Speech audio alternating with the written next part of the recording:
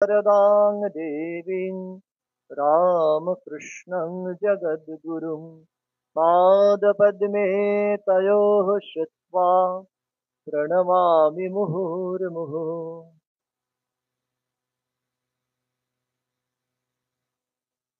ঠাকুর মা স্বামীজি তাদের পার্শ্বদের সকলের চরণে প্রণাম জানাই, মাস্টার মশাইকে প্রণাম জানাই।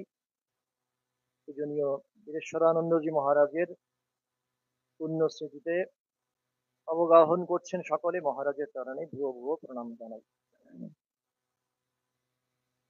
আসলে মহারাজের সম্পর্কে কিছু বলা, চিন্তা করা যেতেই পারে, বলার অধিকারী আমি সেইভাবে নই, কারণ প্রত্যক্ষত মহারাজের সংস্পর্শে আসার সুযোগ আমার হয়নি, এবং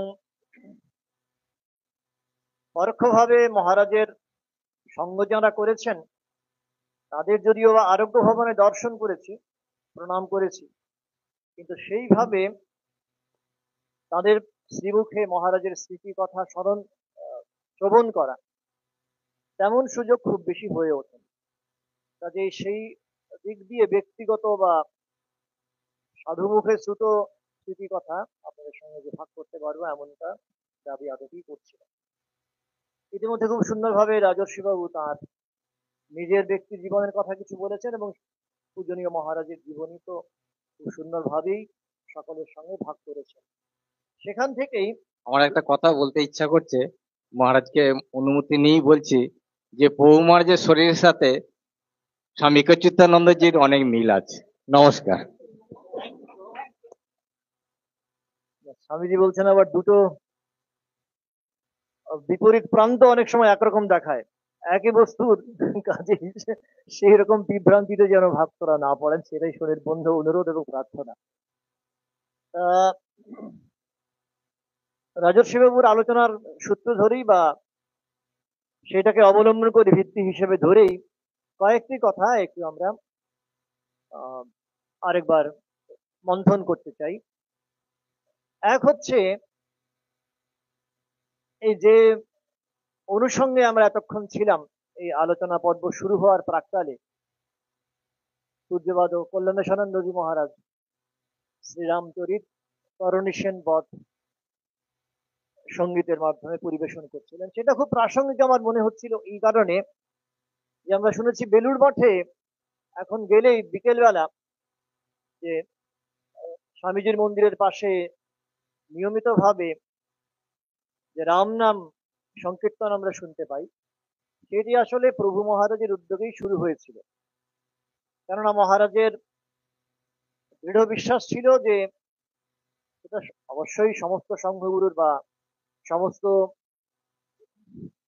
শ্রীরামকৃষ্ণ চরণাশ্রিত ভক্তের মতোই, যে শ্রীরাম এবং ভগবান শ্রীরামকৃষ্ণ আসলে অভিন্ন সত্তা। আর দুই হচ্ছে, যারা আসছেন বাইরে থেকে ভক্তজন, তাদের মধ্যে ওই অপরাহ্নবেলা যেহেতু শ্রীমন্দিরে ওই সময় প্রত্যক্ষত ভজন কীর্তনের ব্যবস্থা থাকে না, তারা এসে বাইরে যাতে ভগবানের নাম গুণাগান শ্রবণ করতে পারেন বা তাতে যোগ দিতে পারেন, সেই জন্যে সেই ব্যবস্থাটি মহারাজ স্বয়ং করেছিল।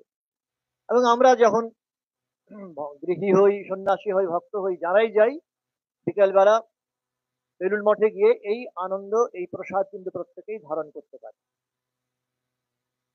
দ্বিতীয় আরেকটি কথা, এটিও আলোচনার মধ্যে উঠে এসেছে, যে সংঘ চিন্তা শ্রীরামকৃষ্ণ চিন্তার সঙ্গে মিলেমিশে একাকার হয়ে গেছে। প্রভু মহারাজের এক অনবদ্য অবদান, সংঘরূপী শ্রীরামকৃষ্ণকে ভক্তের মানসে তিনি খুব দৃঢ়ভাবে প্রতিষ্ঠা করেছেন। আমাদের মননালোকে শ্রীরামকৃষ্ণ, তাঁর পার্শ্বদবৃন্দ এবং অবশ্যই সংঘজননী শ্রী শ্রী মা স্বামীজি, এরা একই সত্তার যে ভিন্ন ভিন্ন অবয়ব, ভিন্ন ভিন্ন প্রকাশ, এইটা খুব স্পষ্ট করে তুলে ধরেছেন। এবং সংঘ গুরু যারা, সংঘ নায়ক যারা, তারা একই শ্রীরামকৃষ্ণের ভিন্ন ভিন্ন মূর্তি। ওই যে পূজ্যপাদ প্রেমেশানন্দজি মহারাজ যখন মাধবানন্দজি সংঘ গুরুর পদে অধিষ্ঠিত হচ্ছেন, সংঘাধীশ পদে অধিষ্ঠিত হচ্ছেন, তখন বলেছিলেন যে এবার প্রভু এই মূর্তিতে প্রকাশিত। দুর্গা পুজোর পরে পরে একটা মূর্তি আমরা নিরঞ্জন করি, বিসর্জন দেওয়া হয়, তারপরে আবার নতুন মূর্তিতে পরের বছরই মা নতুন বিগ্রহে আশ্রয় গ্রহণ করেন, সেখানে বিরাজ করেন। তো এই সকলের মধ্য দিয়ে একই গুরু শক্তি অবিচ্ছিন্ন ভাবে নিয়ত নিত্য প্রবাহিত হচ্ছে, এই সত্য পূজ্যপাদ প্রভু মহারাজ আমাদের সকলের মনে দৃঢ়ভাবে প্রথিত করে দিয়েছেন।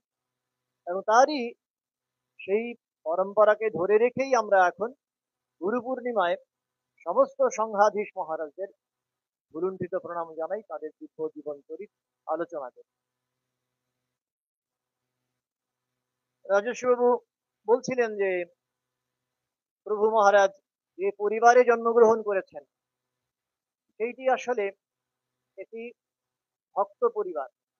ভক্তের ভক্তেরা একটি আলাদা জাত, শ্রীরামকৃষ্ণ সমকে বলেছেন, অথবা অন্যভাবে বলতে গেলে ভক্তের জাত নেই। যাই হোক, তো সেই পিতা মাতা তারা কেমন ভাবে জীবন চর্যা করছেন তার উপরেই আধারিত হয় ভবিষ্যৎ প্রজন্ম। নতুন প্রজন্ম কিভাবে জীবন গঠন করবে এটা তাদের উপরই নির্ভর করে। এবং সেই কারণে স্বামীজিও বলছেন আর্য শব্দের অর্থ হচ্ছে সৎ সন্তান কামনার ফলে জাত।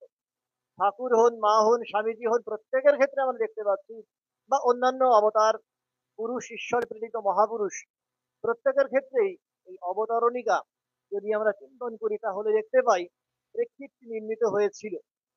বাবা মা কঠোর তপস্যা করেছেন, ঈশ্বর মনন করেছেন, এবং তারই পরিণতি হিসেবে ভগবান স্বয়ং তাদের ঘর আলো করে এসে অবতীর্ণ হয়েছেন।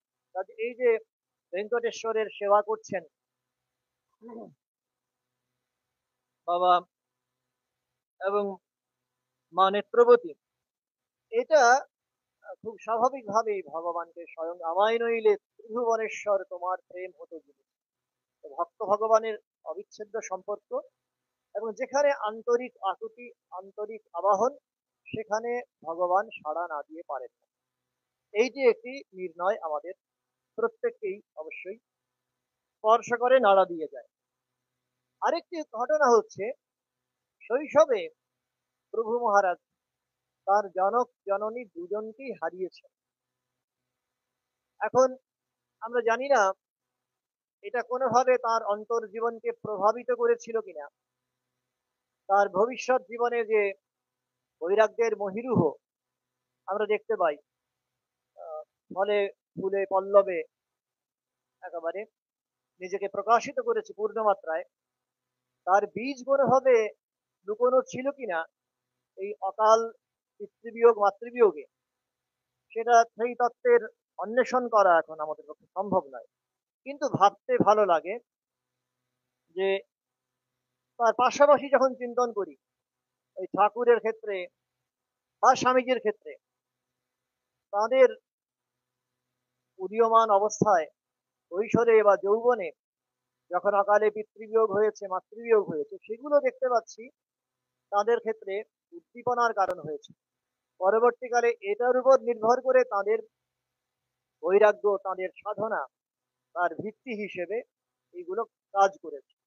স্বামীজিও কর্মযোগে বলছেন যে জগতের মহাপুরুষদের চরিত্র যদি আমরা চিন্তন করি, আলোচনা করি, তাহলে দেখতে পাই তাদের ক্ষেত্রে সুখের চেয়ে দুঃখ কন্ট্রিবিউট করেছে বেশি। দুটোই সকলের কাছে শিক্ষক। সুখ দুঃখ, সুখ দুঃখে সমে কৃত্বা লাভা লাভ জয়া জয়, এই দুটোকে সমানভাবে দর্শন করতে হবে, গ্রহণ করতে হবে, এটাই গীতার শিক্ষা, ভগবানের শিক্ষা।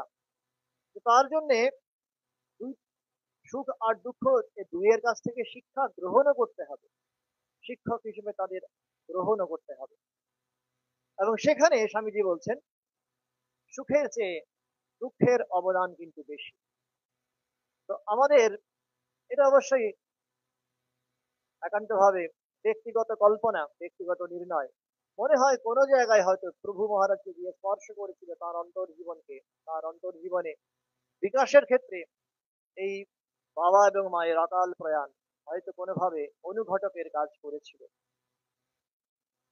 এবং এইটাই তাকে কিভাবে শ্রীরামকৃষ্ণের দরজায় নিয়ে পৌঁছে দিচ্ছে, কিভাবে গুরুশক্তির বিকাশের ক্ষেত্র প্রস্তুত করছে, ভাবলে আমাদের গায়ে কাঁটা দিয়ে ওঠে। তাই ঠাকুর কৃপা সিদ্ধ, নিত্য সিদ্ধ, হঠাৎ সিদ্ধ, অনেক ধরনের সিদ্ধের কথা বলেছেন কথামৃতে। আবার এটাও বলছেন যে ফোয়ারার জল যেটা স্ক্রু দিয়ে কোনোভাবে আটা আছে, হঠাৎ কোনোভাবে স্ক্রুটা খুলে গেল ধাক্কা লেগে বা কোনো মিস্ত্রির কাছে পড়ে, তারপর ফোয়ারার জল আপন গতিতে প্রবাহিত হতে থাকবে শরীর। এখানেও প্রভু মহারাজের ক্ষেত্রেও যেন দেখতে পাচ্ছি, তিনি নিজে থেকে ওই যে বলছেন স্বামীজি আমাকে দেখেছিলেন, আমি দেখেছিলাম কিনা জানি না, ঠাকুরের ক্ষেত্রেও মনে হয় তাই। ঠাকুর স্বয়ং যেন তাকে আবাহন করতেন এবং শ্রীরামকৃষ্ণের নির্বাচিত যন্ত্র যারা, তার মিশন ফুলফিলমেন্টের জন্য যারা তার দরজায় এসে পৌঁছচ্ছেন, শ্রীরামকৃষ্ণ স্বয়ং তাদের জীবন মৌল করছেন, নির্মাণ করে দিচ্ছেন। এই পার্শ্বদের জীবনের ক্ষেত্রেও সত্যি যে তারা ক্যালকুলেট করে বা পরবর্তীকালে শ্রীরামকৃষ্ণ সংঘভুক্ত পরিবারভুক্ত যারা হয়েছেন তারাও প্রত্যেকে অনুভব করে, ক্যালকুলেট করে গণনা করে তারা যে শ্রীরামকৃষ্ণের কাছে গিয়ে দুয়ে দুয়ে চার করে পৌঁছতে পেরেছেন এমনটা নয়। হঠাৎ করে শক্তির বিচ্ছুরণ হলো, তাকে প্রবল বেগে আকর্ষণ করলো, আর সেই শক্তির আমন্ত্রণ প্রত্যাখ্যান করা তাদের পক্ষে সম্ভব হলো না। তো আমরাও দেখতে পাচ্ছি প্রভু মহারাজ নিজে চাইছেন না, স্বামীজির বই পড়ার জন্য বন্ধুটি তাকে বারবার প্রেরণা দিচ্ছেন, উৎসাহিত করছেন, জিজ্ঞেস করছেন বই পড়া শুরু করেছেন কিনা। প্রভু মহারাজ খুব একটা যে ইনক্লাইন, তার যে খুব গভীর অনুরাগ হয়েছে এমনটা অন্তত প্রথম দিকে অনুভব করছেন না। কিন্তু সেই দুর্বার শক্তি সেটা কিভাবে খেলা করবে আমাদের জানা নেই। রামকৃষ্ণ সম্পর্কে ওই স্বামীজি বলছেন, lo the man is entering unto me, কিভাবে তিনি প্রবেশ করবেন বলা যাবে, লেখা জোকা নেই তার পদ্ধতি প্রকরণ। ওইভাবে স্বামীজির বই তার কাছে গিয়ে প্রবেশ করছে, স্বামীজি তার মধ্যে হৃদয়ে গিয়ে প্রবেশ করছেন। এবং একবার যখন পড়তে শুরু করেছেন, স্বামীজিও বলছেন যে ভারতীয় সাহিত্যের বিশেষত্ব হচ্ছে এই যে প্রথমে যখন পড়া যায় ডাল মনে হয়, নিরস মনে হয়, নীরসতরুবর পুবর ভাতি, তারপরে একটু যখন মনন নিয়ে আমরা অভিনিবিষ্ট হই, যখন একটু ডুব দেবার চেষ্টা করি, তখন দেখি অনন্ত আনন্দের একটা উৎস তার মধ্যে লুকিয়ে আছে, আর তখন আর কোনোভাবে ছেড়ে আসতে পারি। ওইভাবে স্বামীজির সাহিত্যেও, স্বামীজির বক্তৃতায়, তার পত্রাবলিতে, তার কথনে এত শক্তি আছে, কিছু লিখছেনি, যেই চিঠি পড়বে তার মধ্যে আমার শক্তি সঞ্চারিত হবে। ওই স্বামীজির চিঠিগুলো, স্বামীজির চিকাগো বক্তৃতামালা, এগুলো যখন পড়ছেন নিশ্চিত হবে ওই দুর্বার শক্তি স্বামীজি তার মধ্যে দিয়ে ক্রিয়াশীল হচ্ছে। তো প্রভু মহারাজ দেখতে পাচ্ছি তিনি নিজে চাইছেন কিনা সেটা সেকেন্ডারি, কিন্তু স্বামীজি ঠাকুর তাকে নির্বাচন করে রেখেছেন এবং তার তার পরিবারে, তার শ্রীচরণে আশ্রয় দিয়েছেন, আকর্ষণ করে দিচ্ছেন। রবীন্দ্রনাথের গানে যেমন আছে, পথে চলে যেতে যেতে কোথায় কে জানে তোমার পরশ আসে। আমাদের ক্ষেত্রেও যারা মহারাজের আশ্রিত যারা রয়েছেন তারাও নিশ্চয়ই নিজের নিজের অভিজ্ঞতা যখন নিজেরা আলোচনা করবেন বা নিজের সম্পর্কে যখন আলোচনা চিন্তন করবেন, তখনও দেখতে পাবে মহারাজের কৃপা কিভাবে এসছে, ঠিক ওইভাবে সমীকরণ ইকুয়েশন দিয়ে আমরা ব্যাখ্যা করতে পারি।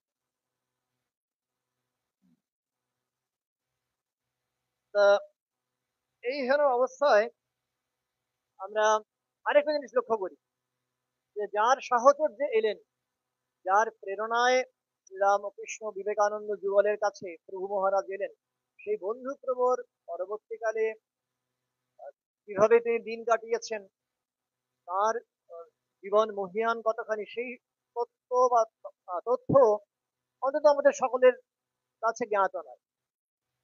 আমরা এটাও লক্ষ্য করি স্বামীজি যার সান্নিধ্যে এসেছিলেন ঠাকুরের কাছে প্রথমবার, অথবা সুবোধানন্দজির যাত্রা সঙ্গী হয়েছিলেন তিনি দক্ষিণেশ্বরে যাত্রার সময় প্রথমবার রামকৃষ্ণের সঙ্গে মিলনের ক্ষেত্রে। এরা সেই যাত্রা সঙ্গীরা, তারা প্রেরণা জোগালেন, কিন্তু তাদের পরবর্তীকালে পরবর্তী জীবন কিভাবে তারা কাটিয়েছেন সেই সম্পর্কে বিস্তৃত বিবরণ আমাদের অন্তত সকলের কাছে। কিন্তু অদ্ভুত ভাবে এরা অনুঘটকের কাজ করলেন। এরা শ্রীরামকৃষ্ণের কাছে পৌঁছে দেবার জন্য এই যে যোগসূত্র যোগবন্ধ রচনার এই কাজটি তারা করে দিলেন। সেই কারণে আমরা যারা রয়েছি অবশ্যই তাদের কাছে চিরতরে কৃতজ্ঞ থাকবো। তা ওই শ্রীরামকৃষ্ণের সান্নিধ্যে আসা, স্বামীজির সান্নিধ্যে আসা, তার বক্তৃতা পড়ে, তার কথা জেনে বৈরাগ্যের আগুন আরো বেশি প্রস্ফুটিত হওয়া, আরো বেশি শক্তি লাভ করা, এইগুলো দিয়ে তার সাধন জীবনে যেন অন্তর্জীবনে যাত্রা শুরু হচ্ছে। মাদ্রাজ মঠে সর্বানন্দজি তখন রয়েছেন, তার কাছে গিয়ে যোগদান করতেন। অবশ্যই তার আগে প্রজ্ঞানন্দজি ওই মায়াবতী অদ্বৈত আশ্রমে চিঠি লিখছেন, এটাও যেন বিধির বিধান, কেননা পরবর্তীকালে ওই অদ্বৈত আশ্রমেই তার সাধন জীবনের একটা দীর্ঘ সময় কাটবে এবং সেখানে কলকাতায় প্রথমে কর্মাধ্যক্ষ হিসেবে এবং পরবর্তীকালে মায়াবতী অদ্বৈত আশ্রমের অধ্যক্ষ পদে গৃহীত হয়ে তিনি শ্রীরামকৃষ্ণ চরণে নিজেকে সমর্পণ করবেন। তো ওইভাবে যাত্রা শুরু হচ্ছে এবং মাদ্রাজ মঠেও তার প্রারম্ভিক পর্বে যোগদান, পরবর্তীকালে মাঝখানে আবার এসে বেলুড় মঠে রাজারামবাটিতে মায়ের কাছে দীক্ষা গ্রহণ, এই পর্বগুলো কেটে যাওয়ার পর দ্বিতীয়ার্ধে যখন আবার গেছেন মাদ্রাজে, তখন দেখতে পাচ্ছি ওই কঠোর তপশ্চর্যা, পেনেন্স, কতখানি ত্যাগ স্বীকার করে আজকে সংঘের যে দেখতে পাই এত বিস্তৃতি হয়েছে, প্রসার হয়েছে, তার মূলে এই তার ত্যাগী সন্তান মন্ডলী রামকৃষ্ণের অগণিত, এরা কিভাবে নিজেদের দধিচির মতো সমর্পণ করেছেন, আত্মাহুতির আগুন জ্বালিয়েছেন, এটা ভাবলে আমরা অবাক। মাদ্রাজ মঠের সেই দিনগুলির কথা মহারাজের স্মৃতি কথা থেকে যখন উঠে আসে, সকালবেলা উঠতে হতো ভোর 4টে, তারপর থেকে সারাদিন কন্টিনিউয়াসলি কোনো তাতে অন্তরাল নেই, কোনো গ্যাপ নেই, ওই সব সময় একসঙ্গে নামের মালাও ঘুরছে আর কর্মপ্রবাহ চলছে অবিরাম, সেবা সাধনা একসঙ্গে চলছে। ওইটা করে ম্যান ইন দ্য মেকিং, ওইভাবে তার উত্তরকালে যিনি সংঘের এত গুরুভার দায়িত্ব বহন করবেন, তার তপশ্চর্যা পরায়ণ জীবনের ওইখানে সূত্রপাত হচ্ছে আমরা দেখতে পাচ্ছি। এবং তিনি অবশ্যই শ্রী শ্রী মায়ের সান্নিধ্যে আসছেন, তার কৃপা লাভ করছেন, এ যেমন ধ্রুব সত্য। তার পাশাপাশি তার পার্ষদ মন্ডলী, শ্রীরামকৃষ্ণের পার্ষদ মন্ডলী অগণিত, রাজা মহারাজ, অবশ্যই গঙ্গাধর মহারাজ, বাবুরাম মহারাজ, এদের সকলের কাছে এসে তিনি তার ওই বৈরাগ্যের আগুনকে আরো বেশি দীপ্তিমান করে নিতে পারছেন। প্রত্যেকের কাছে দেখতে পাচ্ছেন ওই এদের সকলের সম্পর্কে ভগিনী নিবেদিতা বলেছিলেন যে রামকৃষ্ণের তার স্থূল শরীর যখন চলে গেছে, তার অপ্রকটে 16 জন সন্তান যখন একসঙ্গে থাকতেন তখন ধারণা করা যেত শ্রী রামকৃষ্ণ কেমন। ওইভাবে এদের সকলের কাছ থেকে তিনি নীরবে শিক্ষা গ্রহণ করছেন অবিরত, কিভাবে সাধু জীবন গঠন করতে হয়, কিভাবে পরবর্তীকালে এই একই ধারা ট্র্যাডিশন সংঘরূপী শ্রীরামকৃষ্ণের উপাসনা চালিয়ে যেতে হবে। এই যে তপস্যার প্রসঙ্গ হচ্ছিল, এটা আমরা দেখতে পাই যে তার কাছে পরবর্তীকালে গভীরতর ব্যঞ্জনা পেয়েছে, ভিন্নতর ব্যঞ্জনা পেয়েছে। তার গোটা সংঘ জীবনে মাত্র 1 বছর প্রথাগত অর্থে তিনি তপস্যার জন্য ছুটি নিয়েছেন, বাকি গোটা সময়টা তিনি ওই সংঘরূপী শ্রীরামকৃষ্ণের সেবায় নিজেকে নিয়োজিত করেছেন, 100 ভাগ নিংড়ে দিয়েছেন। এবং তার পেছনে ওই তার গভীর বিশ্বাস কাজ করেছে। সংঘের মধ্যে শ্রীরামকৃষ্ণ স্বয়ং বিরাজিত, মঠের নিয়মাবলীতে স্বামীজি যেমন স্পষ্ট করে বলেছেন, সংঘ হচ্ছে তার শরীর, এবং গুরু সেবা করার জন্য প্রত্যক্ষত যদি আমরা গুরুর সান্নিধ্য নাও পাই, আমাদের যেমন অনেক সময় এখন আক্ষেপ হতেই পারে যারা মহারাজের আশ্রিত রয়েছেন, যে মহারাজের প্রত্যক্ষ সান্নিধ্যে আমরা এখন থাকতে পারছি না বা তাকে সরাসরি সেবা করতে পারলাম না। তো সেই আক্ষেপের কোনো সুযোগ নেই, যেহেতু সংঘের মাধ্যমে, সংঘের মধ্য দিয়ে শ্রীরামকৃষ্ণ নিশ্চিতভাবেই তার উপস্থিতি সংঘের মধ্য দিয়েই প্রকাশিত হচ্ছে। সংঘের সেবাই গুরু সেবা, এটা একটা দৃঢ় ধারণা আমাদের। নিশ্চিতভাবে এই প্রভু মহারাজ আরো বেশি আমাদের এই সম্পর্কে সজাগ করে দিয়েছে। স্মরণ করব এখন পিপিটিসি ব্রহ্মচারী যারা সংঘে সদ্য যোগদান করেন, নবাগত ব্রহ্মচারী, তাদের এই মর্মে একটি অঙ্গীকার পত্রে সই করতে হয়, I vow to take work as তপস্যা। ওই কাজ মাত্রকেই, ওয়ার্ক অ্যাজ ওয়ারশিপ, কাজ মাত্রকেই পূজা হিসেবে, সেবা হিসেবে, তপস্যা হিসেবে আমি গ্রহণ করবো। আলাদা করে তপস্যার জন্য আমি আলাদা করে কোনো ছুটি চাইবো না, আলাদা কোনো অবকাশের কোনো সুযোগ আমার, প্রতিটি মুহূর্ত আমার ওইভাবেই, ওই তপস্যার ভাবেই উদযাপিত হচ্ছে। এবং প্রভু মহারাজের ক্ষেত্রেও দেখতে পাচ্ছি তিনি নিজে যেমন অবকাশ নেননি, তেমনি ভাবে তার কোনো গুরু ভাই, তার কোনো সাধু ভাই এসে তার কাছে যখন ছুটি চাইছেন, প্রভু মহারাজ স্মরণ করিয়ে দিচ্ছেন আসলে সংঘে শ্রীরামকৃষ্ণ বিরাজিত। ওইভাবে 1983 খ্রিস্টাব্দে বিহারে প্রবল বন্যা হয়েছে, ঘটনাগুলো আপনারা জানেন। এবং তখন একজন সাধু এসে ইচ্ছে প্রকাশ করছেন যে আমি একটু তপস্যা করবো, তীর্থে যাব। মহারাজ বিরক্ত হচ্ছে, বিরক্তি প্রকাশ করে বলছেন যে এখন বিহারে অসংখ্য মানুষ আজ বন্যায় গৃহহারা, নিরাশ্রয়। কয়েকদিন ধরে কত মানুষ, শিশু, বৃদ্ধ, অসুস্থ, না খেয়ে রয়েছে, তাদের কাছে খাবার পৌঁছচ্ছে না। আর তুমি এখন যাবে তীর্থে তপস্যা করতে? যাও, বন্যা ত্রাণে যাও। তার মানে এই নয় যে তিনি ওই সেকুলার সেক্রেট আলাদা করে দেখছেন বা আমাদের যে প্রথাগত সাধন জীবন তাকে হেয় করছেন, তুচ্ছ করছেন, আদৌ তা নয়। কিন্তু যখন যেমন প্রয়োজন সামনে এসে উপস্থিত হবে, মানুষ নারায়ণ, তার উপাসনাতে আমরা সিদ্ধি লাভ করব, এই প্রত্যয় যেন প্রত্যেকের মধ্যে থাকে, এইটা প্রভু মহারাজ খুব বিশেষভাবে চাইছেন। সংঘের বিভিন্ন গুরুত্বপূর্ণ পদে তিনি ক্রমান্বয়ে দায়িত্ব গ্রহণ করেছেন, আমরা জানি।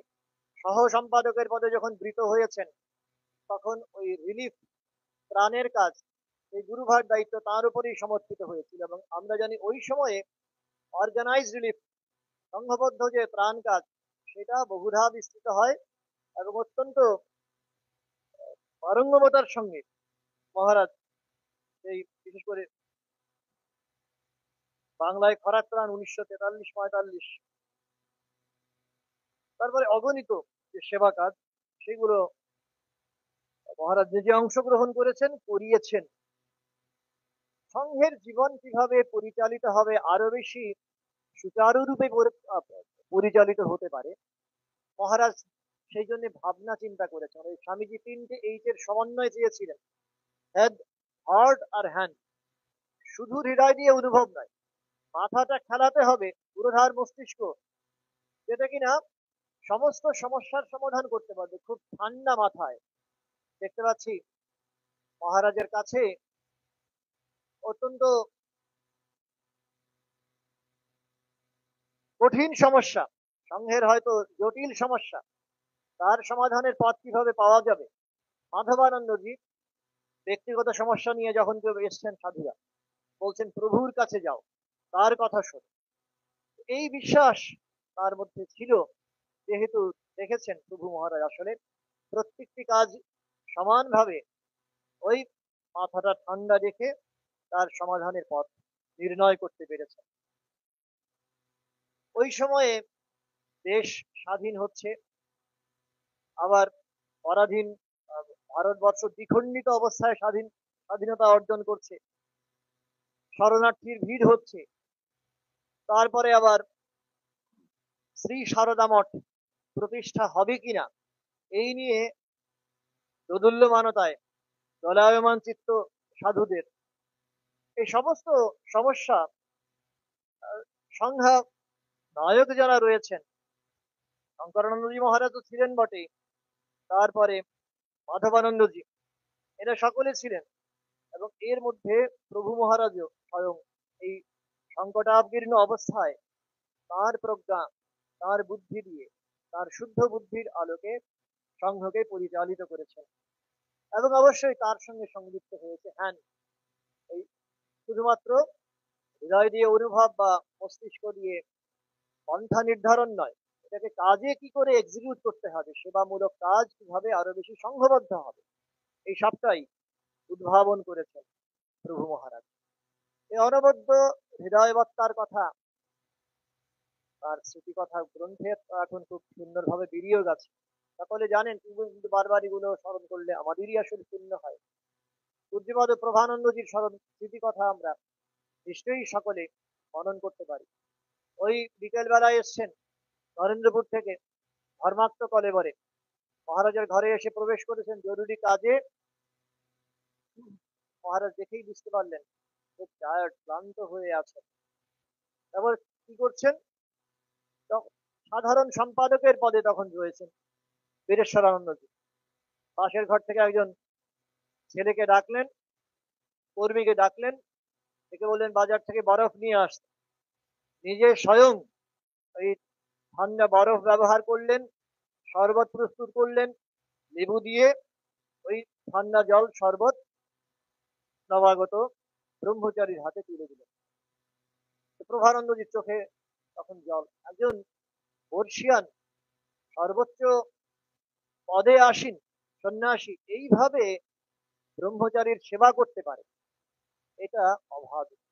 ওই যে গুরু শক্তির কথা হচ্ছিল, গুরু শক্তির পূরণ ওইভাবেই হয়েছে। ভালোবাসার সংঘ, ভালোবাসায় তার সংসার গড়ে উঠেছে মা বলছে। এই ভালোবাসার মধ্য দিয়ে আমরা দেখতে পাচ্ছি এই সংঘের সমস্ত সমস্যা তার সমাধান ওভাবেই উঠে আসতে পারে।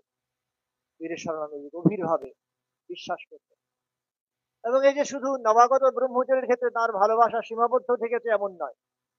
বর্ষিয়ান সন্ন্যাসী, তিনি দীর্ঘকাল হয়তো মঠের বাইরে থেকেছেন এবং সেখানে থেকে হয়তো তার বয়সের কারণে হোক বা অন্য যে কোনো কারণে হোক মূল স্রোত থেকে একটু সরে এসেছেন। এ হেন একজন সন্ন্যাসী পাণ্ডুতে, গৌহাটির কাছে আমরা জানি এটি প্রাইভেট আশ্রম রয়েছে। তো সেই প্রাইভেট আশ্রমে দীর্ঘদিন থাকার ফলে তার বয়সও হয়েছে, একটু মস্তিষ্কের হয়তো খানিকটা বিকারও হয়েছে। তিনি বেলুড় মঠে আসার জন্য ততটা ইচ্ছুক নন, জন্য স্লাইটলি অফ দি ট্র্যাক চলে গেছে। প্রভু মহারাজ তাকে ডেকে পাঠালেন, বেলুড় মঠে নিয়ে এলেন। আসার পরে ওই তো মঠে রয়েছেন মহারাজ, একদিন বিকেল বেলা বেরিয়েছেন বাইরে, মূল রাস্তায় গিয়ে পৌঁছেছেন, সেবক একজন নিয়ে গেছেন। তারপরে হঠাৎ করে তার কি মনে হয়েছে, না আমি এখন পাণ্ডু যাব। পাণ্ডু যাবো তো কি করে সম্ভব, বলছেন আমাকে বাসে তুলে দাও। তো সেবক বলছে না না, আপনি এখন পাণ্ডু এখন তুলে যাবেন, আমাকে তো বেলুড় মঠ যেতে হবে। না না, পাণ্ডুতে আমাকে যেতেই হবে। তারপরে সেবক কোনোভাবে রাজি হচ্ছে না, হাতের কাছে লাঠি ছিল, লাঠি থেকে সজোরে আঘাত করে। তারপরে কিসে আর কি করবে, কান্নাকাটি করে চলে এসছে। এসে প্রমেয়ানন্দজি মহারাজ, প্রভু মহারাজের সেবক, তার কাছে সব খুলে বলেছে। প্রমেয়ানন্দজি এবার দুজন সিনিয়র সাধুকে পাঠিয়েছেন, তারা গিয়ে কোন রকমে বুঝিয়ে সুঝিয়ে ওই প্রবীণ সাধুকে ফিরিয়ে নিয়ে আসবেন, এমনটা প্ল্যান করা হয়েছে। কিন্তু না, তিনি তাদের কথাও শুনবেন না, কোনোভাবেই শুনবেন না, নাছর বান্দা। তাদের ওইভাবে খুব জোরে আঘাত করেছে। তো অনন্যোপায় হয়ে দুজন চলে এসছেন প্রমেয়ানন্দজির কাছে, বলছেন এই হচ্ছে অবস্থা। প্রমেয়ানন্দজি তিনি তো খুব ধীর স্থির, ওই বেলে মাছের রক্ত কোনো কিছুতেই তাতে না, স্বামীজি বলেছিলেন। তিনি গিয়ে খুব অনুনয়ের সঙ্গে বিনয়ের সঙ্গে বলছেন, মহারাজ আপনি পাণ্ডু যেতে চান, নিশ্চয়ই পাণ্ডু যাবেন, তার আগে কি একবার প্রভু মহারাজের সঙ্গে দেখা করে যাবেন না? হ্যাঁ হ্যাঁ, প্রভু মহারাজকে তো অবশ্যই দর্শন করবেন। তা প্রভু মহারাজের কাছে এলেন, প্রায় 15 মিনিট তাদের দুজনের মধ্যে কি সংলাপ হলো আমরা জানি না। কিন্তু বলছেন ওই আহ, তার যাত্রা সঙ্গী যারা ছিলেন বিদুর সন্ন্যাসী, তাদের মধ্যে একজন বলছেন যে 15 মিনিট বাদে যখন ফিরে এলেন, তখন তার চোখ মুখে দেখে আমরা অবাক হয়ে যাচ্ছি। তিনি একেবারে ক্রোধের প্রতিমূর্তি হয়েছিলেন, রাগে অগ্নিশর্মা হয়েছিলেন। তিনি এত প্রশান্ত স্নিগ্ধ দেখে আমরা কোনোভাবে বুঝে উঠতে পারলাম না। তো প্রভু মহারাজ ঠিক কি বলেছিলেন ওই বৃদ্ধ সন্ন্যাসীকে, তার চোখে চোখ রেখে নাগাড়ে তার মধ্যে যেন ওই গুরু শক্তি, তার করুণা ধারা ঢেলে দিয়েছিলেন। আর তারপরে বলেছিলেন, এই বেলুড় মঠ তুমি সব ভুলে গেলে? এখানে ঠাকুরের পার্ষদরা ছিলেন, রাজা মহারাজ, বাবুরাম মহারাজ, এরা সবাই ঘুরে বেরিয়েছেন। এই বেলুড় মঠ ছেড়ে তুমি পাণ্ডু যেতে চাও? তারপরে এই কথা যেন কথার মধ্য দিয়ে সত্যি শক্তির স্ফুরণ হয়। আমরা জানি বাইবেলেও রয়েছে ওই বাক্যের মধ্যে ঈশ্বরের শক্তির বিচ্ছুরণ হয়। সেই শব্দ ব্রহ্ম, শব্দ শক্তিতে প্রভাবিত হলেন প্রবীণ সন্ন্যাসী, আর তার পায়ে জড়িয়ে ধরে বললেন, না, আমি আর কোথাও যেতে চাই না, আপনার চরণেই আশ্রয় দিই। ওইভাবে দেখা যাচ্ছে ভালোবাসা দিয়ে সকলকে বেঁধে রাখা প্রভু মহারাজ। যে সংঘ ছেড়ে চলে যেতে চায়, যে পরিবার বন্ধন ভেঙে দিতে চায়, তার সঙ্গে পর্যন্ত ওই নিজের হৃদয় থেকে, হৃদয়ের গভীরতম দেশ থেকে উঠে আসা যে ভালোবাসা, সেটা ভাগ করে নিচ্ছেন। এবং স্বামীজি যেমন বলছেন, হৃদয়ের ভাষা সবাই বুঝতে পারে। মস্তিষ্কের বিকার হলে পর্যন্ত তারও প্রতিকার হতে পারে যদি আমরা প্রকৃত অর্থে তার শুভাকাঙ্ক্ষী হই, যদি তার সঙ্গে ভালোবাসা ভাগ করে নিতে পারি। নিশ্চিতভাবেই এই ভালোবাসা শুধুমাত্র সংঘ পরিবারভুক্ত সন্ন্যাসীদের মধ্যে, ব্রহ্মচারীদের মধ্যে সীমাবদ্ধ ছিল না। যারাই তার কন্ট্যাক্টে আসছেন, যারাই তার সান্নিধ্যে আসছেন, প্রত্যেকে অনুভব করছেন আমাকে ইনি ভালোবাসেন। রাজকোটে পথে যাচ্ছেন মহারাজ, যেতে যেতে রাজকোটের আশ্রমের তদানীন্তন অধ্যক্ষ মহারাজ বললেন যে এখানে একজন প্রবীণ ভক্ত থাকেন, যিনি কিনা এখন বয়সের ভারে নুয়ে পড়েছেন, আর তার একটু আর্থিক সংকটও চলছে। কিন্তু ওই পথের যেখানে আছেন, মোড়ে রয়েছেন, সেখান থেকে যদি আমরা মাইল 10 ঘুরে যেতে পারি, তাহলে তার বাড়ি সেই জায়গাতেই পড়বে। জনমাত্রে মহারাজ এত ভালোবাসায় ভর ভরপুর হয়ে আছেন প্রভু মহারাজ, সঙ্গে সঙ্গে গাড়ি ঘুরিয়ে ওই প্রবীণ ভক্তের বাড়ি, আর ভক্ত তাকে দেখে একেবারে আপ্লুত হয়ে গেল। জটিল সমস্যা মনে হয় নিমেষে যেন সমাধান হয়ে যেত ওইভাবে। তার দর্শন, তার বাক্য শ্রবণ, এগুলো মধ্য দিয়ে এমন ভাবে শক্তির বিচ্ছুরণ হতো। সবটাই সম্ভব হতো ওই তার যে অনবদ্য সাধু জীবন, ভিত্তিটা ওইখানে ছিল। এটাকে আমরা যেন কখনো ভুলে না যাই, ফাউন্ডেশন। এবং সেই সাধু জীবনের একটা মৌলিক চাহিদা হচ্ছে পভার্টি, ভাব অফ পভার্টি, কৃচ্ছ সাধন, কখনো প্রয়োজনের অতিরিক্ত কিছু না রাখা। মহারাজের যখন শারীরিকভাবে একটু অক্ষম অবস্থা, যখন তিনি শয্যাশায়ী হয়ে আছেন, তখন একজন সন্ন্যাসী এসে বলছেন সেবকদের উদ্দেশ্য করে যে মহারাজের স্টক খুলে দেখা যাক না, তার যে মোটা খদ্দরের চাদর, যেটা চাদরটা রয়েছে সেটা পুরনো হয়ে গেছে, বিবর্ণ হয়ে গেছে, এটা পরিবর্তন করে দেওয়া হোক। খদ্দরের চাদর নিশ্চয়ই কিছু স্টকে থাকবে, একটা তুলে যেটা পুরনোটা বদলে দেওয়া হোক। স্টক খুলে দেখা গেল একটাও নেই। কারণ ওইভাবে মহারাজ কিছু সঞ্চয় করতে জানেন না। আসলে সঞ্চয় করবে না পাঞ্ছি और দরবেশ, ঠাকুর বলতেন। তো সেইভাবে দারিদ্রের যে ব্রত, এটা আজীবন উদযাপন করেছেন, এবং উদযাপন করেছেন সংঘ সেবার ব্রত। সংঘ সেবার উল্টো পিঠে আছে স্বাধ্যায়। স্বামীজিও মঠের নিয়মাবলী একবারে গোড়ার দিকে বলেছেন যে স্বাধ্যায়ের উপর গুরুত্ব আরোপ করে বলছেন যে এর মধ্য দিয়ে স্বাধ্যায় প্রবচনাভ্যাং না প্রমোদিতব্যম, স্বাধ্যায় আর প্রবচন একসঙ্গে চলবে। তো এই সূত্র ধরেই মহারাজের তার যে শ্রদ্ধায় সাধনা, এটাকে যখন আমরা পাশাপাশি রাখি, তখন বুঝতে পারি সংঘের সেবা কত ভাবে করা সম্ভব। আচার্য শঙ্করের ব্রহ্মসূত্র ভাষ্য, রামানুজাচার্যের ব্রহ্মসূত্র ভাষ্য, শ্রীধর স্বামীর গীতা কি, সঠিক গীতা, এইগুলো মহারাজ লিখতে পারছেন, অনুবাদ করতে পারছেন হাজারো কাজের মাঝে। অথচ আমরা যখন নিজেদের ব্যক্তি জীবনের সঙ্গে মেলানোর চেষ্টা করি, তখন বুঝতে পারি আসলে তফাৎটা কোন জায়গায়। এই সব সময় প্রতি মুহূর্তে ভগবানের সঙ্গে সংযুক্ত হয়ে থাকতে পারেন এরা। সংঘ শ্রীরামকৃষ্ণের প্রতিমূর্তি, আমরা আগেও বলেছি। দৃঢ় ধারণা ছিল তার যে ওই বৌদ্ধ ধর্মে যে ত্রিমূর্তির কথা রয়েছে, বুদ্ধ, ধর্ম আর সংঘ, এরা সকলেই এই বর্তমান অবতারে প্রকটিত হয়েছেন ঠাকুর, মা আর স্বামীজিতে। বিশ্বাস করতেন এই বুদ্ধ হয়েছেন ঠাকুর, ধর্ম হয়েছেন স্বামীজি, আর সংঘ হয়েছেন সংঘ জননী শ্রীমা স্বয়ং। তো এত কিছু, এই কৃষ্ণ সাধন, তার সাধ্যায় সাধনা, তার সেবা কাজ, এই সবটা মিলিয়ে মনে হতে পারে সবসময় বোধহয় তিনি খুব গম্ভীর হয়ে থাকতেন। তার যে সহাস্য বদন যে মূর্তিটি, সেটা কিন্তু সম্পূর্ণ ভিন্ন বার্তা দেয়। এবং আমরা জানি সত্যি ঠাকুর যেমন প্রার্থনা করেছিলেন, মা আমায় রসে বসে রাখিস, এই সরস তার সত্তা, এইটাকে খুব যত্ন করে লালন করেছেন মহারাজ। এবং সেই কারণে জীবনের এই কঠিন মুহূর্তগুলোতে পর্যন্ত ওই ঠান্ডা মাথায় এটাকে দ্রষ্টার ভূমিকায়, সাক্ষীর ভূমিকায় তিনি এনজয় করতে পেরেছেন। খুব সুন্দর সুন্দর কথা রয়েছে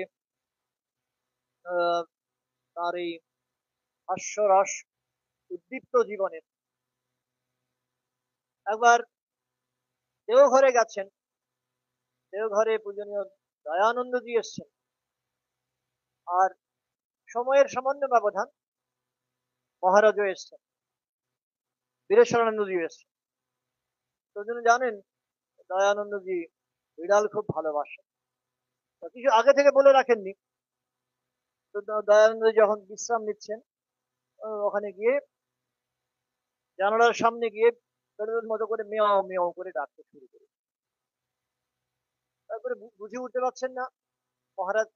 তারপরে আবার যখন চোখ মেলে তাকিয়েছেন, দুই বন্ধুর কি অদ্ভুত অপার্থিব আনন্দের দৃশ্য, মিলনের দৃশ্য। তারপরে পবিত্রানন্দজি মায়াবতী অদ্বৈত আশ্রমে যখন রয়েছেন, প্রবুদ্ধ ভারত পত্রিকার সম্পাদনা করে, তিনি এবার খুব রিজিড, খুব পাংচুয়াল, সময়ের কাজ সময়ে করা চাই। এই কারণে বিপ্রাহরিক প্রসাদ গ্রহণের যখন সময়, মধ্যাহ্ন প্রসাদ গ্রহণের, তখনও পবিত্রানন্দজি সবার আগে চলে আসে। আর অন্যরা একটু অপ্রস্তুত হয়ে যান, ঘন্টা পড়ার সঙ্গে সঙ্গে মহারাজ এসে বসে পড়েন, অন্যদের আসতে হয়তো খুব দেরি হলো। বীরেশ্বরানন্দজি বললেন, না, এটা নিয়ে একটা মজা করতে হবে। মজা কিভাবে করা যায়? একদিন ঘড়ির কাঁটাটা একটু এগিয়ে রাখ, সময়ের আগে সবাই আর অন্য সতীর্থ যারা রয়েছেন, আশ্রমিক যারা রয়েছেন, মহারাজ সবাইকে বলে রেখেছেন, সবাই আগে ভাগে চলে এসছেন। পবিত্রানন্দ কিন্তু সেদিন সময়ে আসা সম্ভব। তিনি তড়িঘড়ি করে ঘন্টা শুনতে পেয়েছেন, তড়িঘড়ি চলে এসছেন, ছুটে আসার চেষ্টা করতেন, কিন্তু ওদিকে আবার যে স্নান করে আসবেন, স্নানের গরম জলটাও তখন নিঃশেষিত। তো যাই হোক, হুটোপাটি করে যখন মহারাজ এলেন, এসে দেখেন পঙ্গলে সবাই বসে পড়েছে। প্রভু মহারাজ বলেন, পবিত্রানন্দজি আজকে তো দেরি হলো যে? তো পবিত্রানন্দজি বলছেন, না, আজ স্নানের গরম জল পাইনি, সেই কারণে। সবাই খুব ব্যাপারটা সেভাবে উপভোগ করলেন, কিন্তু নেপথ্যে ছিল মহারাজের এই সরস আয়োজন।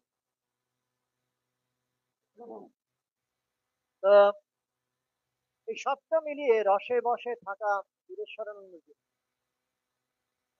আমরা গোড়াতেই যে কথা বলছিলাম, ভগবানের নির্বাচিত পুরুষ তিনি, শ্রীরামকৃষ্ণের সঙ্গে অভিন্ন সত্তা। এবং সেই কারণেই যারাই তার কাছে আসছেন সমস্যা নিয়ে, সমাধান সূত্র একটাই ধরিয়ে দিচ্ছেন, এরা ওই শ্রীরামকৃষ্ণের পূর্ণ শরণাগত। শরণাগতি, আত্মসমর্পণ, সমর্থক, আহ, একটা অপার্থিব দর্শন বাবু মহারাজের। মহারাজ স্মরণ করতেন, বলতেন ভক্তদের কাছে, বলতেন যে না, বাবুরাম মহারাজ একদিন স্বামীজির মন্দিরের কাছে আছেন, দেখলেন একেবারে নির্মেঘ আকাশ, হঠাৎ করে কালো কুচকুচে মেঘ আকাশ ভরে ফেললো, ঝড় বাদল তাণ্ডব শুরু হয়ে গেল, ঝড় বৃষ্টি, আর ঘোর দুর্যোগ যেন পুরো জীবনটাকে, ওই ক্ষণস্থায়ী হলেও পুরো আকাশটাকে ঢেকে ফেললো। বাবুরাম মহারাজ দেখছেন, তারপরে কিছুক্ষণের মধ্যেই সেই মেঘটা কেটেও যাচ্ছে, আর পুরনো মন্দির থেকে উঠে আসা অদ্ভুত একটি জ্যোতি আবার আকাশকে আলোয় আলোকময় করে তুলছে। এই কথা বলে প্রভু মহারাজ বলতেন, আমাদের জীবনেও এই ধরনের দুর্যোগ আসা স্বাভাবিক, কিন্তু ঘনচ্ছন্নম নদুর্দিনম, সেই দিনই দুর্দিন আসলে যেদিন আমরা ভগবানের চিন্তা না করি, তার নাম গুণগান না করি। অন্যথায় আমরা নিশ্চিতভাবে জানবো আমাদের সমস্ত দুর্যোগ সুযোগে রূপান্তরিত হবে। তার করুণাধারা প্রবাহিছে নিরন্তর, তার কৃপার বাতাস বইছে, তুই পাল তুলে দে। এই পাল তুলে দেবার জন্যই আমরা সকলে রামকৃষ্ণ সমীপে তার সান্নিধ্যে আসার সুযোগ পাই। সংঘের বহুধা বিস্তৃত যে কর্মকাণ্ড, সেগুলোকে এমন ভাবে শৃঙ্খলাবদ্ধ করেছিলেন প্রভু মহারাজ। হেডস কনফারেন্সের সূত্রপাত করেছিলেন মঠে, যারা বিভিন্ন ব্রাঞ্চ সেন্টার রয়েছে, শাখা কেন্দ্র রয়েছে, তার অধ্যক্ষ সম্পাদক যারা আছেন তারা বছরে একবার করে আসবেন। তারপর ওয়ার্কিং কমিটি, কার্যকরী সমিতি, যেটা কিনা একবার বন্ধ হয়ে গেছিল, সেইটিও আবার পুনরায় সূত্রপাত করেছিলেন প্রভু মহারাজ। এবং আমরা জানি এই যে মঠের যে দ্বিতীয়বারের মতো কনফারেন্স 1980 সালে হয়েছিল, মহাসম্মেলন, সেইটিরও আয়োজন করেছিলেন প্রভু মহারাজ। তো ওইভাবে সংঘরূপী শ্রী রামকৃষ্ণের সহস্র প্রকরণে তার যে পূজা, তার যে বন্দনা গান, এইটা চলেছে একেবারে তার স্থূল শরীর পরিত্যাগের প্রাগ মুহূর্ত পর্যন্ত। ওই সময় এসে ভরত মহারাজ এসে বলছেন, একটু আই আর মাইয়ের উপর জোর দিন, আমি আমাদের উপর জোর দিন। আপনি নয়, অবশ্যই তুমি বলেই বলছেন, জোর দাও। তারা সতীর্থ ছিলেন, প্রায় সমবয়স্ক ছিলেন। বলছেন যে আমরা সবাই চাইছি, তোমার অগণিত ভক্ত যারা রয়েছে তারাও সকলে চাইছেন, তুমি আরো কিছুদিন থেকে যাও। প্রভু মহারাজ বলছেন, তিনি একেবারে স্বয়ং শ্রীরামকৃষ্ণে নিবেদিত। তিনি বলছেন যে না, আমার তো আই নেই। বলছেন, ভরত মহারাজ কি বুঝে উঠতে পারলেন কোন আইয়ের কথা বলছে। তো আই বলতে আসলে তারপরে আবার বুঝিয়ে বললেন প্রভু মহারাজ, আমার তো চোখে দৃষ্টিশক্তি নেই। এটা যেমন একটা হাসির বাতাবরণ তৈরি করেছিল, সকলে উপভোগ করেছিল, কিন্তু আসলে আক্ষরিক অর্থে তার ব্যক্তি জীবনের, তার সাধারণ জীবনের দিকে যখন আমরা অবলোকন করি, বুঝতে পারি তার সত্যি ছোট আমি, কাঁচা আমি বলে ছিল। আই অথবা আই যাই বলা হোক, আসলে তার স্বয়ং তার ছোট আমির সত্তা সম্পূর্ণভাবে শ্রীরামকৃষ্ণ বিলীন হয়েছে। সুতরাং এই সংঘের আদেশই প্রভুর আদেশ, সংঘের ইচ্ছাই প্রভুর ইচ্ছা, এবং সংঘের শরীরে শ্রীরামকৃষ্ণ স্বয়ং বিরাজিত। স্বামীজি মঠের নিয়মাবলীতে যে এই কথাগুলো বললেন, এগুলোকে অক্ষরে অক্ষরে মান্যতা দিয়েছিলেন প্রভু মহারাজ। আজকে পুণ্য দিনে মহারাজের চরণে বিনত প্রার্থনা জানাই, তার এই ভাবনা, তার সংঘ ভাবনা, শ্রীরামকৃষ্ণ রূপী সংঘের সেবার যে ভাব নিরন্তর তিনি অনুশীলন করেছেন, প্র্যাকটিসের মধ্যে এনেছেন নিজের জীবনে, সেটি যেন আমরাও খানিকটা অনুধাবন করতে পারি আর আমাদের নিজের জীবনে প্র্যাকটিসের মধ্যে নিয়ে আসি। ওম শান্তি শান্তি শান্তি। হরি ওম তৎসৎ। श्रीरामकृष्णार्पणमस्तु।